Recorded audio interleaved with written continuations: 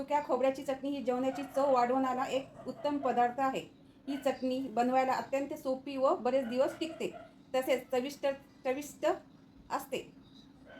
चला तर मग रेसिपी सुरू करूया. सुकं खोबरं 1 वाटी. हे बघा, हे खोबरं आहे सुकं. लाल तिखट, जिरं, लसूण 20 पाकळ्या, 2 लाल मिरची काश्मीरी, साखर आणि मीठ. किसणी घेतली आहे. जो जाड भाग आहे छिद्र, त्याच्यातून आपल्याला खोबरं खिसून घ्यायचं आहे.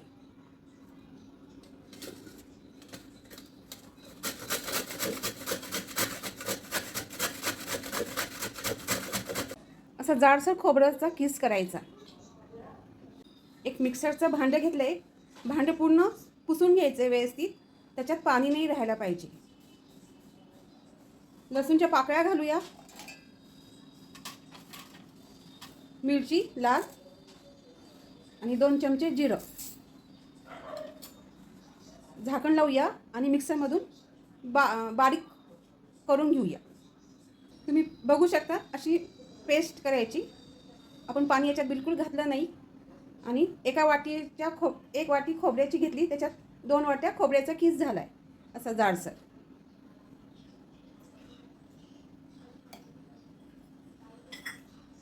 अर्धा चमचा साखर घालूया बॅलन्स राहण्यासाठी.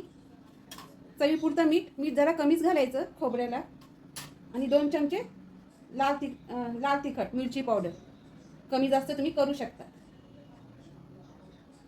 आता हे आपण पळस मोडवर फिरून घेऊया. जास्त आपल्याला बारीक करायची नाही. ही चटणी जाडसरच चांगली लागते. आता आपण झाकण काढूया. मस्त रंग आला चटणीला. आपण मिक्सर कंटिन्यू चालू नाही केलं आहे. चालू बंद पळस मोडवर. आणि शक्यतो ही चटणी जाडसरच पाहिजे. बघू शकता तुम्ही अशी. कलर पण खूप छान आला आहे तिचा.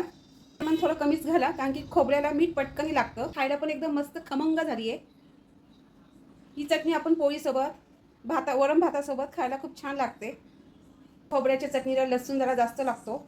जिरं लसूण हे जरा प्रमाणात असेल ना तर आपली चटणीची चव पण वाढते. एकदा नक्की ट्राय करा.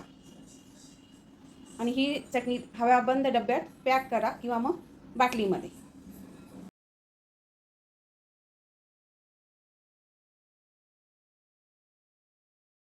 व्हिडिओ आवडला तर लाईक करा, मित्रमैत्रिणींसोबत शेअर करा, सबस्क्राईब करायला विसरू नका. कमेंटमध्ये नक्की सांगा. धन्यवाद.